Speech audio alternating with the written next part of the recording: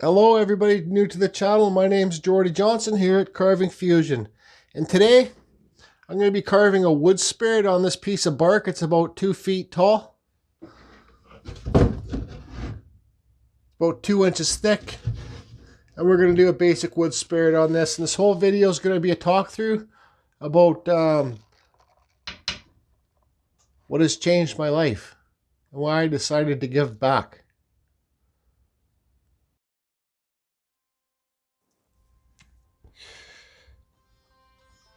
Okay, so I think it's safe for me to say, you know, this talk through video, if this isn't a wood carving tutorial, this video is basically for my subs and the people that want to know the true story about kind of me and my injury. I've never been, I want to first of all say too that I've never been poor Jordy, poor me. I live with a brain injury, and that's just the bottom line. Okay, so if you're not into hearing what has made me want to give back, like for the spirit trails and have the giveaways and stuff like that, this will explain it, I think, for you, if you're interested in that. And if you're not, well, just, move on. Have a great day. I will leave, there is a video, it's a couple of videos in my playlist about me that talks more about my injury, the day it happened and all that sort of stuff, if you're kind of lost here. But let's just say, and I'll leave a link to that video below, okay? And once again, guys, I'm saying it as loud and clear as I can. This is not a poor me video.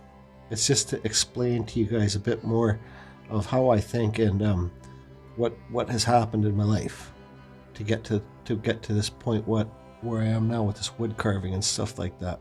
So a quick rundown. I had the injury. I fell off a roof in early 2010.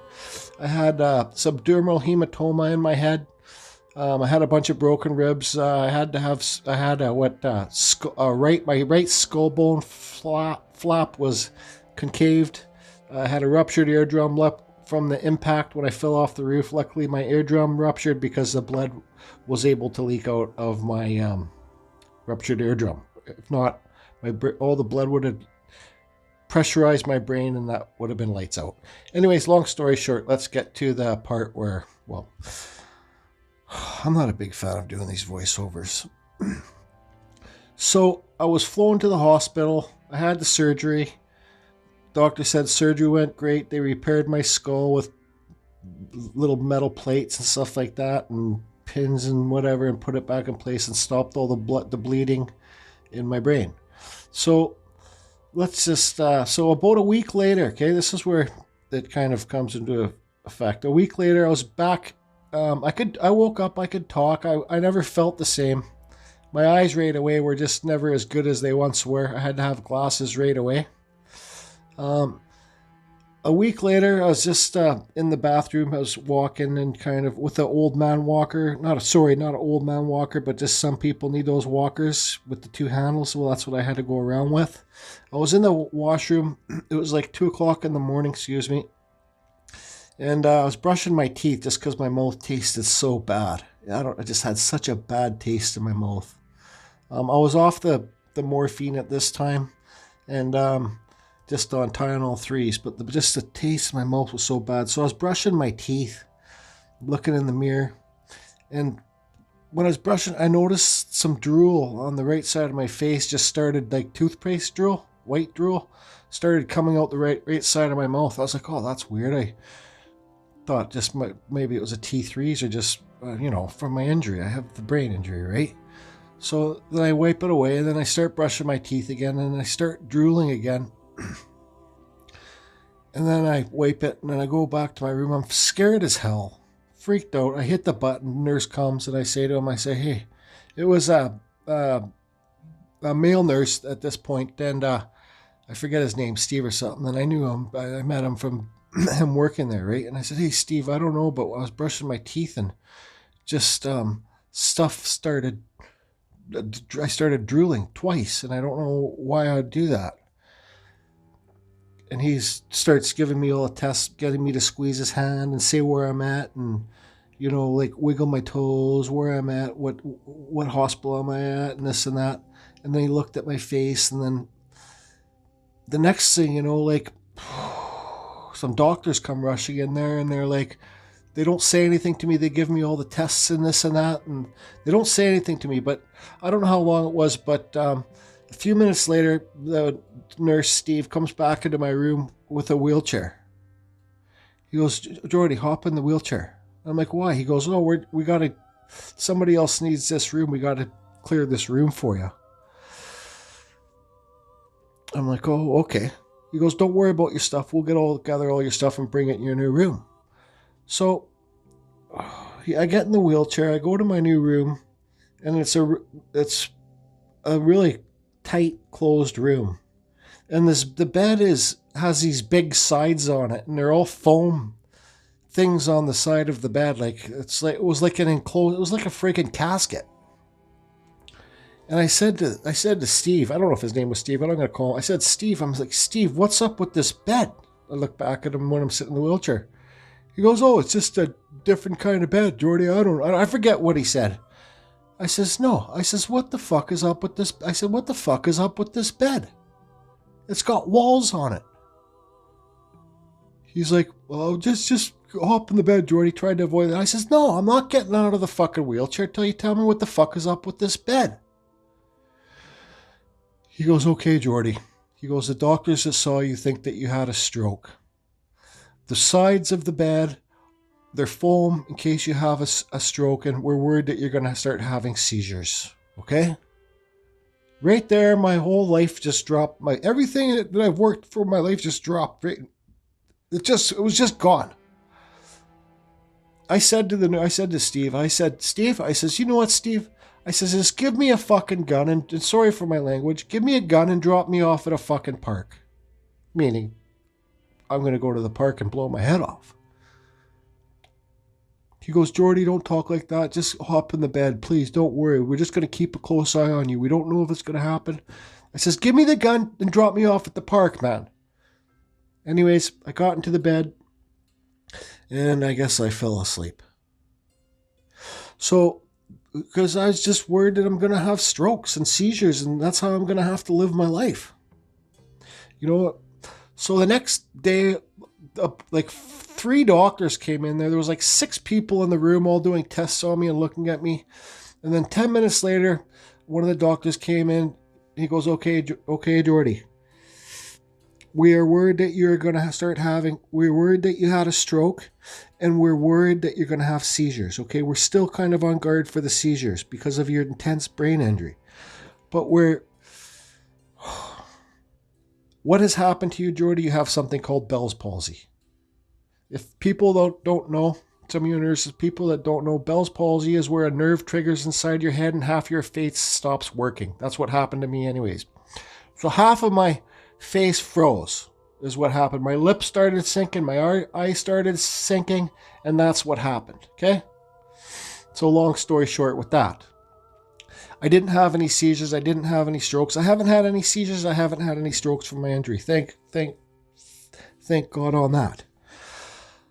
Okay, so as time went, I started getting a little bit better. Then stuff started getting really bad. Okay? Stuff started getting really bad. I started to, about a few days after that, I started hallucinating really bad. Like I said, I wasn't on morphine. And I just want you to know, when I was a child, I took all sorts of acid. I took all sorts of magic mushrooms. I took peyote. I took mescaline. I've done all the hallucinations. I know what hallucinations are from drugs.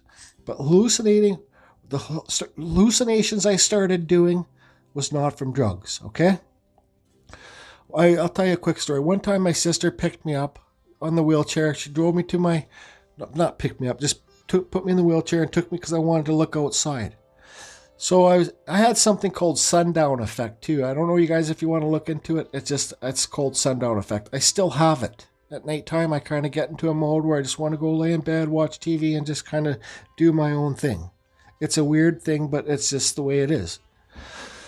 So she takes me to this window so I can see lights of the outside the hospital and look around and see mountain views, kind of the lights on the mountains. And I look down and I start seeing, you guys, I'm telling you, I'm not lying. I start seeing these little troll things with these little witch hats dancing around a pole.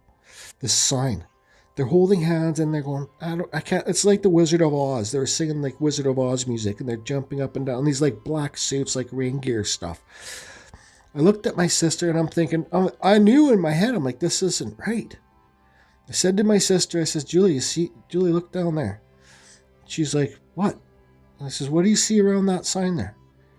She's like, nothing. I see a sign. I says, well, Julie, I'm telling you right now, when I'm looking at there right now, I see these little troll things dancing around this sign. She's like, what? I says, Julie, I'm telling you, I'm seeing these little things dancing around the sign. She's like, there's nothing there, Jordy. I says, I know there's nothing there, Julie, but I see them. They're there dancing. I can even hear them singing. And when I'm saying that to her, I'm looking down and they're dancing around and they're singing. I knew it wasn't right. Long story short, I had lots of other bad hallucinations and it was just trippy as hell. Long story short, my sister told the nurses. Doctors came in, tested me and stuff like that. Now this is where it gets weird. For me, this is the weirdest thing that's ever happened in my life, and it's surreal. So as I'm hallucinating super bad, and everybody knows, my family all knows, and they're all coming. I had great support from my family and my close friends. But Jordy watches. They'd all take turns coming to sit with me, right? But one time my buddy Doug, my best friend Doug, he was there the day I fell off the roof, actually, so he knows the whole thing. He came every day. My brother Colin and them came every day. But one time Doug, he was sitting there, and I was hallucinating so bad. I looked at him, and I says, Doug? And I started crying. I think I cried. I don't know. Nothing ever made me cry in life, really.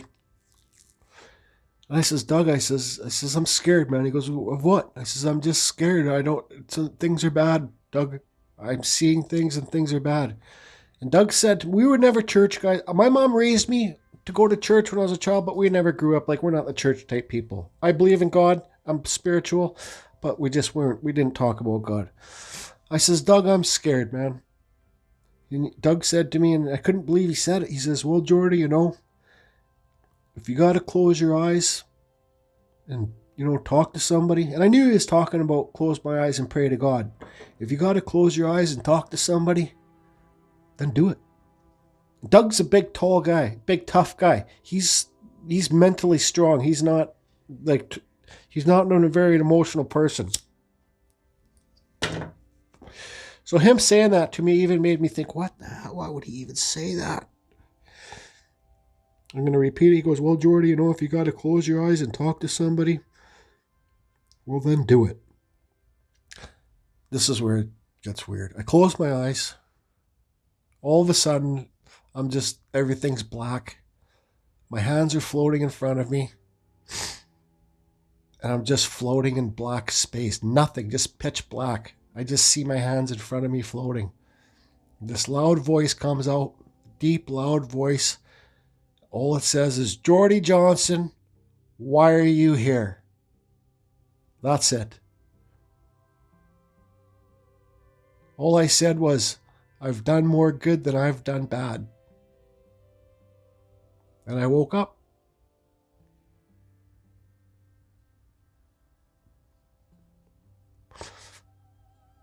I woke up looking at the ceiling. I looked over to see if Doug was there to say, buddy, man, I don't know, Doug. Everything's bad.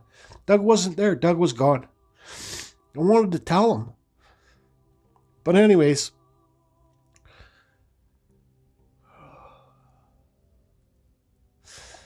they found out that I had low sodiums from the impact. My body was traumatized so bad because I had 14 breaks on 4 ribs, collapsed lungs, just didn't end. Separated shoulder. The impact was so bad, and the trauma my body went through. I had no sodium. Sodiums are salts. Okay, my sodiums were so low. The doctor came and told me I'm close. Even said, Jordy, you gotta eat salt, or you're not gonna make it. You're on the brink. You gotta eat salt, Jordy. Excuse me. So the next day, Doug showed up, and I didn't want to talk to him about that. I was embarrassed to say that I went and prayed to God or whatever. I was embarrassed to say any of that because I thought he would just think, oh, yeah, whatever. It's just from the hallucinations. That's all it is. It's just you hallucinating. I'm telling you right now, it was more than a hallucination. That voice. So Doug, the next day, Doug brought me a sandwich. He goes, Jordy, there's lots of salt in this sandwich. I called the nurse. I call him every day when I'm home because I care about you and I'm worried. There's lots of salt in this sandwich. There's extra pickles in this sandwich, Jordy. He goes, because Doug knew I love pickles, dill pickles, right? So he goes, so he had the thing loaded up with pickles. I couldn't believe it. The sandwich was so salty. And he's like, Jordy, you got to eat it. I took a bite out of it and I was like, boy, oh boy, this thing is freaking salty. That was the hardest thing I've ever had to get through, is eating some of that sandwich. I think I ate half of it.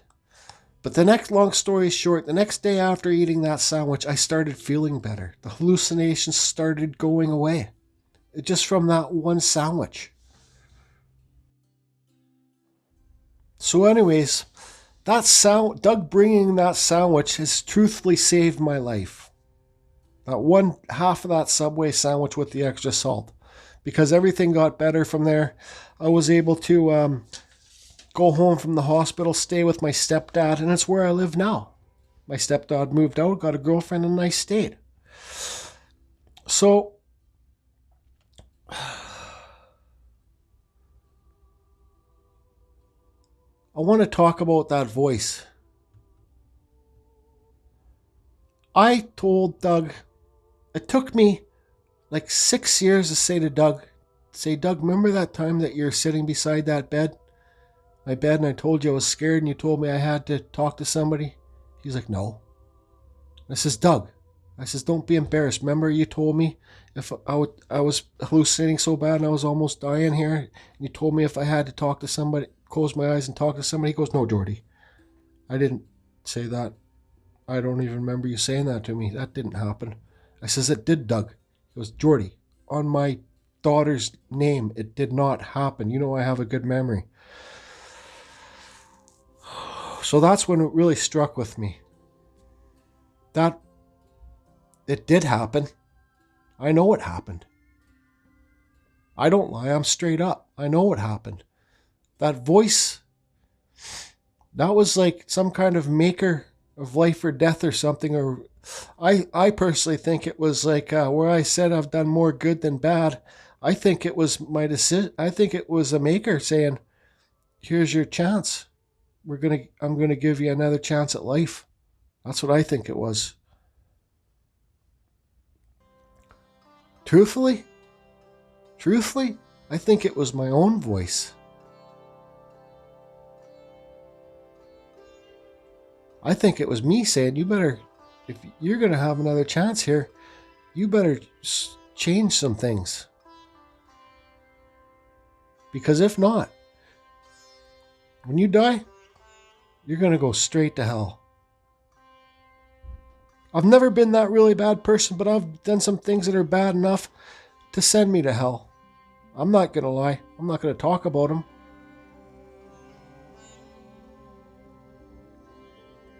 After Doug told me that he wasn't there that day, and I believe him, Doug doesn't bullshit. It was all in my head. It was like, there's that thing on Netflix right now. It's like Avoiding Death or something like that. I don't know. It's a series. I started watching it. So, after Doug told me, it made me wake up. Doug told me, I don't tell any of my friends this story. I don't tell my parents or family this story. They'll just think whatever. People don't really care. They don't. They do, but they don't. Don't get me wrong.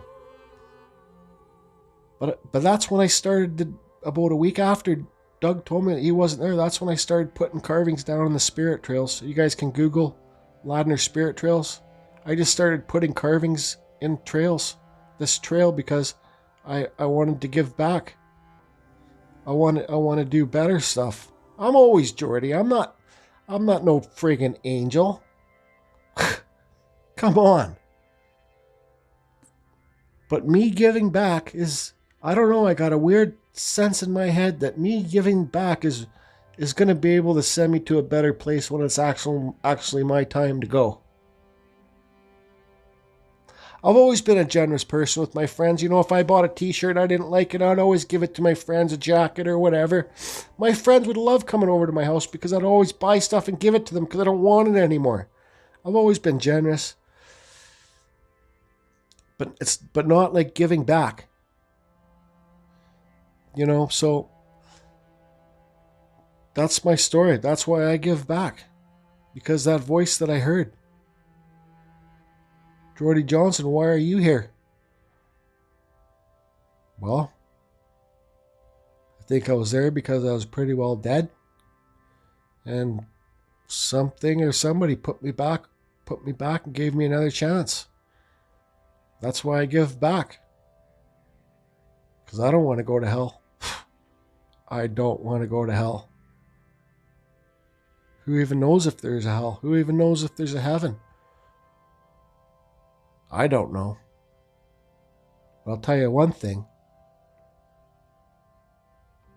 I'd rather be floating around in happy little silly clouds than being down in hell, burning every day. I've been burnt bad.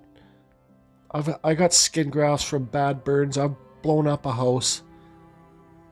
I've been in the burn unit. That's a whole different story. Burning's the worst thing out there. Burning's the worst kind of pain there is, if you ask me. I got skin grafts on both of my knees to my ankles from my hip because I made stupid choice making hash oil. Just a stupid thing. But anyways, people that's still in this video watching, thank you. And I hope some of you are that want to know more about me because I've found my passion. I found something that I love. I'm going to wood carve every single day.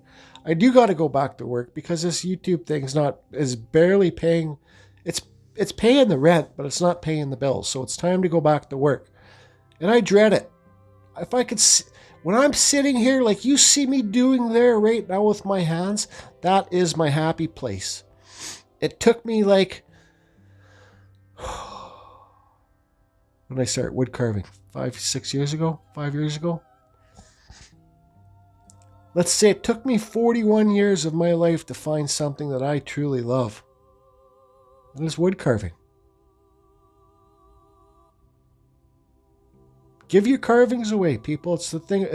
If you don't think you're at the point selling them, don't ever burn them. Don't ever wreck them. Give them back. Give them away. Wood carvings are special. They are. It's a piece of wood carved. If you think your faces suck, they don't suck. We're all our own worst critics. All my last carvings, my last 4 carvings, I think suck. I'll give them away. Anyways, that's why I give back. I thought I'd share that with you. You know, this YouTube is not just wood carving, it's like a kind of like a journal for me too.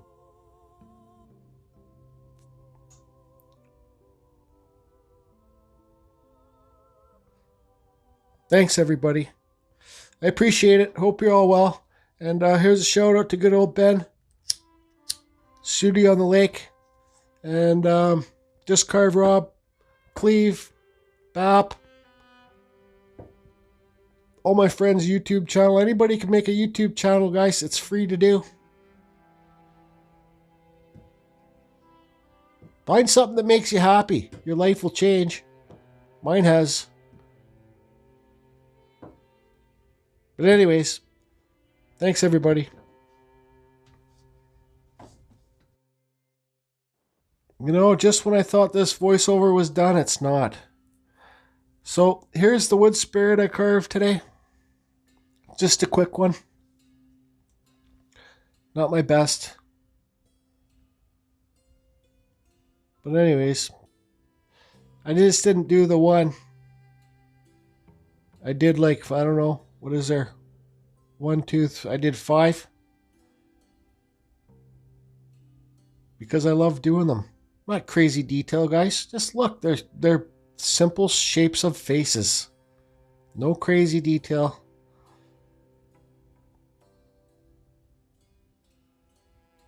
All these carvings are going to, well, a few of them are going to high school dry grad charity. I donate for that. This one here, I just like the color of the cottonwood. It's just got a clear coat on it.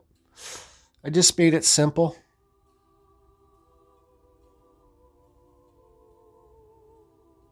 I just like the grain on that one.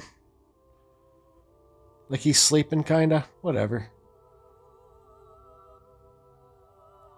It's the balance of a dream. If you can read my spelling, that's all it is. My life is the balance. It's balanced from that one dream that I had, or whatever it was. I'm keeping this one myself. It's going to hang on my bedroom wall, and I'm going to look at it.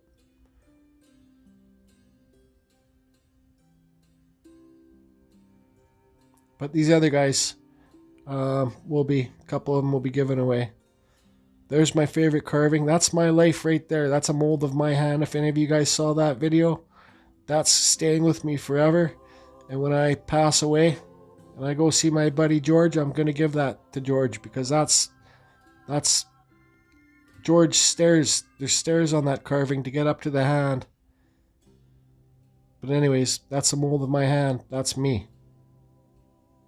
That's who I am. This is what I am. You can think it's cheesy. I don't. I love it. I love it. I love it all. Just makes me happy. Makes me smile. All within the dream.